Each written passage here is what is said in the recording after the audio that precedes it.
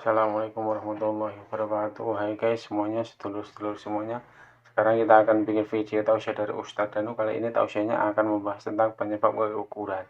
Penyebab keguguran ini bisa terjadi karena kesalahan seorang suami atau kesalahan seorang istri, guys.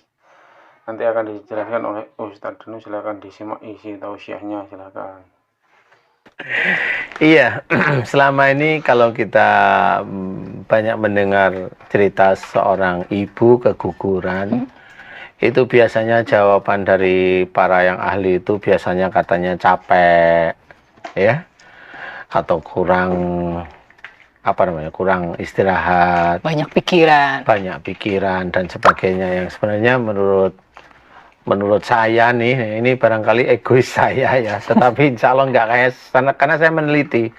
Jadi nggak cuma beliau-beliau yang pintar aja yang meneliti, saya juga meneliti. Subhanallah. Jadi keguguran itu insya Allah tetap akan berpijak pada akhlak yang kurang pas di hadapan Allah atau kurang baik.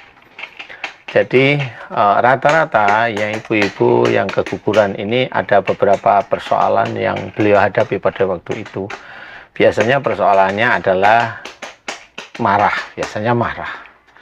Marah itu bisa dikeluarkan atau disimpan, itu tetap marah namanya. Nah, marah ini kepada siapa? Yang pertama kepada suami, yang kedua pada orang tua.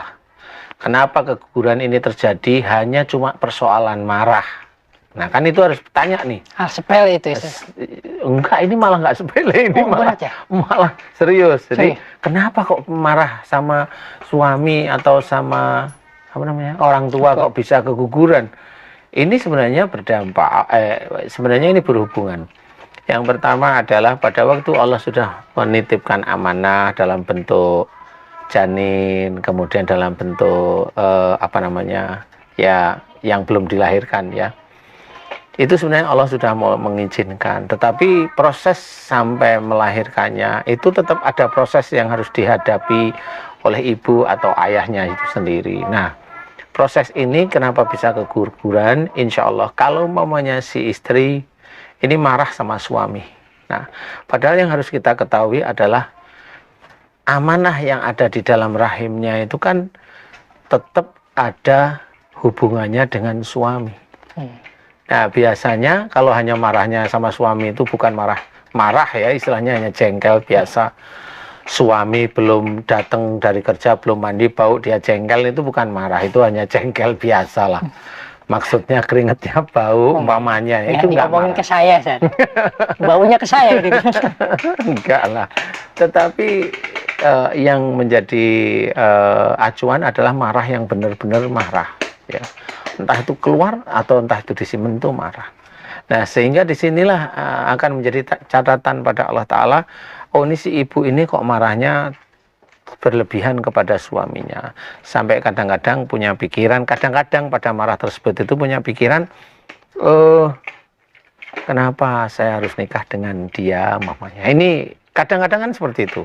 Atau kenapa dia jengkelin terus-menerus, itu terus, jadi kayaknya aku bosen seperti ini, Nah, pada waktu seorang istri itu sudah bersumpah seperti itu, atau mengeluarkan kata-kata seperti itu, atau bahkan kata-kata yang merendahkan suami, atau kata-kata yang betul-betul tidak hormat sama suami, sebenarnya Allah itu mendengar, mengetahui, sehingga diujilah si istri ini dengan salah satu hal, karena belum bisa menghormati suami, itu dengan keguguran. Biasanya lebih dari 2 hari. Sehari dia marah, kemudian hari berikutnya dia marah, biasanya hari berikutnya keguguran biasanya. Dan itu biasanya hitung-hitungan saya seperti itu. Setiap kali ada teman keguguran, saya tanya. Langsung saya tanya, sebelum ini kamu marah sama siapa? Jujur, suami atau sama orang tua? Nah, kalau sama orang tua juga sama. Kenapa marah dengan orang tua bisa keguguran? Karena tetap sama. Adanya kita insya Allah dari orang tua. Adanya kita ya dari ibu sama ayah kita.